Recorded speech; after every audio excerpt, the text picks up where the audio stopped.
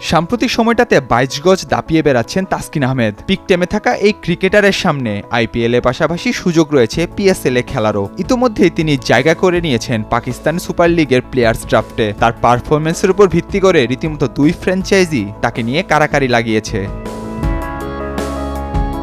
আগামী ১৩ জানুয়ারি অনুষ্ঠিত হবে পিএসএল এর প্লেয়ার্স ড্রাফটে তাসকিনের জায়গা হয়েছে প্লাটিনাম ও ডায়মন্ড ক্যাটাগরিতে। আপাতত সরাসরি সাইনিং এর সুযোগ না থাকায় প্লেয়ার্স ড্রাফট থেকেই তাসকিনকে দলে টেনে নিতে সুপারিশ করা হয়েছে লাহোর কালান্দার্স ও পেশোয়ার জালমির ম্যানেজমেন্টকে। আর এই সুপারিশটি গিয়েছে দুই দলের দুই ভরসার জায়গা থেকে। চলতি বিপিএলে তাসকিন খেলছেন দুর্বার রাজশাহীর হয়ে। সে দলের কোচ হিসেবে রয়েছেন পাকিস্তানের ইজাজ আহমেদ। তিনি আবার পিএসএল এর দল লাহোর কালান্দার্সের কোচ। তিনি তাসকিনকে ড্রাফট থেকে দলে ফেরাতে সুপারিশ করেছেন লাহোরের ম্যানেজমেন্টকে। ইতিমধ্যেই সেই সুপারিশ আমলে নিয়েছে ফ্র্যাঞ্চাইজিটি। পাকিস্তানের কোচের আশা, লাহোরে খেলে নিজেকে আরও সমৃদ্ধ করবেন তাসকিন।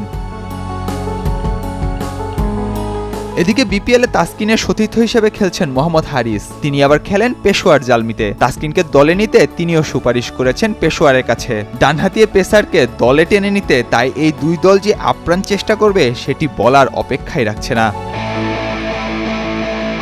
পাকিস্তান বরাবরই পেসারদের আতুরঘর। যদি এই দুই ফ্র্যাঞ্চাইজি বাদে অন্যরাও তাসকিনকে নিয়ে ভাবনা শুরু করেন, তাতে এক রোমাঞ্চকর পরিস্থিতির মুখোমুখি যে তিনি হতে যাচ্ছেন সেটি বলার অপেক্ষাই রাখছে না।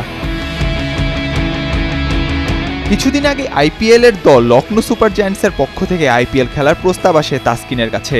এবার পেসারদের স্বর্গরাজ্য পাকিস্তানে জন্মালো তাসকিনের খেলার সম্ভাবনা। দুই টুর্নামেন্টই মাঠে গড়াবে প্রায় একই সময়ে। যদি পিএসএলেও দল পান তাসকিন, তাহলে কোথায় তিনি খেলবেন শেষ পর্যন্ত সেটি নির্ধারণ করতে মধুর এক বিড়ম্বনার মুখোমুখি হতে হবে ডানহাতিয়ে বোলারকে, সেটি অনেকটাই নিশ্চিত।